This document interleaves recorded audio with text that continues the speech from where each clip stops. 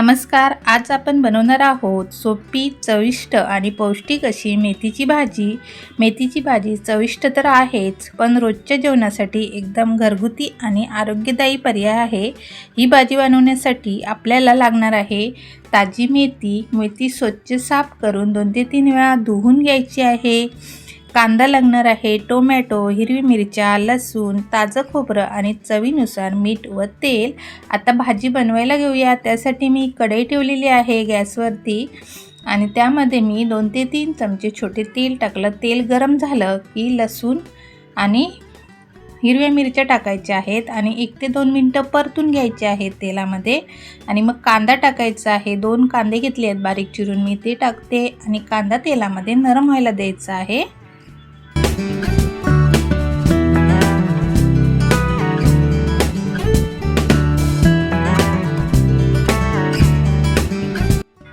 हा बघा, कांदा पण तेलामध्ये नरम झालेला आहे. आता बारीक चिरून घेतलेली मेथी टाकूया आणि त्याचबरोबर 1 मी टोमॅटो घेतलेला आहे, तो टाकते आहे आणि व्यवस्थित असं हे मिक्स करून घ्यायचं आहे. आणि चवीपुरतं अर्धा चमचा मी मीठ टाकत आहे. जास्त मीठ टाकायचं नाही आहे पहिलं, कारण मेथीची भाजी आटली जाते. मग मीठ टाकल्यावरती व्यवस्थित अशी मिक्स करून घ्यायची आहे. टोमॅटो टाकणं ऑप्शनल आहे, तुम्हाला जर आवडत असेल तर तुम्ही टाका, नाही टाकलात तरी चालेल.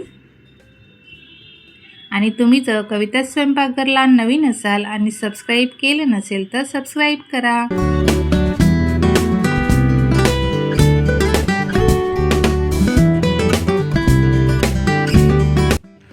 भाकरी, पोळी किंवा वरण भातासोबत ही भाजी खाल्ली तर अप्रतिम लागते.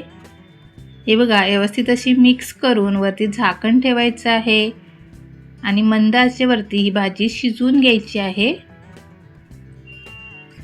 झाकण पूर्णपणे बंद करायचं नाही, थोडं अर्धवटच ठेवायचं आहे, म्हणजे याचा कडवटपणा असतो तो थोडा निघतो. हे बघा, 2 ते 3 मिनिटांनी झाकण काढून भाजी पुन्हा मिक्स करून घ्यायची आहे. मस्त अशी आपली भाजी बघा बनवून तयार आहे. यामध्ये आता ओलं खोबरं किसून घेतलेलं आहे, ते टाकूया आणि खोबरं टाकल्यावरती व्यवस्थित अशी मिक्स करून घ्यायचं आहे. ओलं खोबरं टाकल्यामुळे ह्या भाजीची चव अजून वाढते.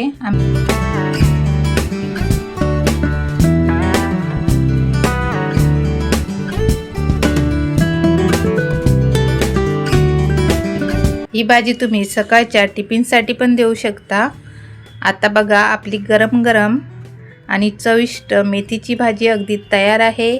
तुम्ही पण या पद्धतीने नक्की बनवून बघा आणि माझी रेसिपी कशी वाटली ही कमेंट करून सांगा. आणि नवीन असाल तर सबस्क्राईब करा आणि त्याचबरोबर लाईक शेअर करायला विसरू नका.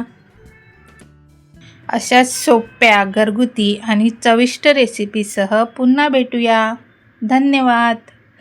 Bye bye.